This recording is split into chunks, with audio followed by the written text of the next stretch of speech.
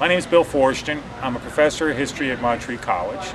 Several months ago, a novel I wrote, 1 second after it came out, it is about what life would be like in our mountains of western North Carolina after America is hit by an EMP weapon, electromagnetic pulse. And it's a byproduct of the detonation of a nuclear weapon above the Earth's atmosphere.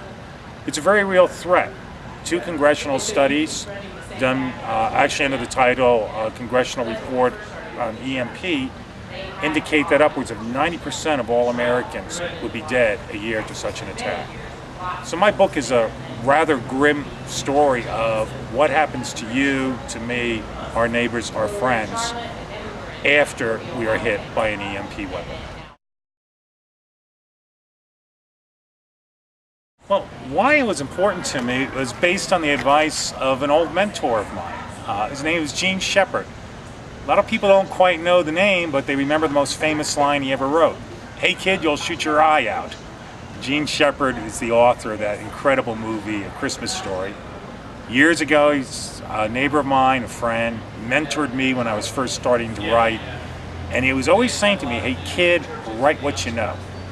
So as I was struggling to try and frame the story of EMP and just how frightening it is, realization hit me one day, literally on this campus where we're sitting right now.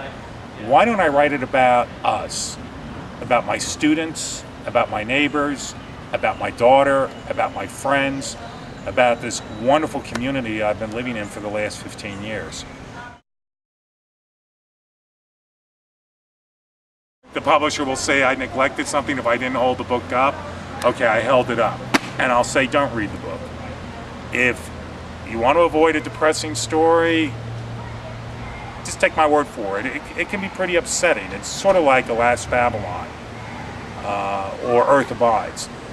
I would beg you though, go online, look up EMP, look up the solar situation, Carrington event, look up a test that was done some years ago called Starfish Prime, all one word, Starfish Prime. I will take the idea of EMP out of being sci-fi stuff and make it a reality and hopefully get you politically active. We should all be political activists, regardless of what side of the issue we're on, left, right, again, conservative, liberal. When it comes to EMP, we should all be standing together as Americans and also citizens of this world.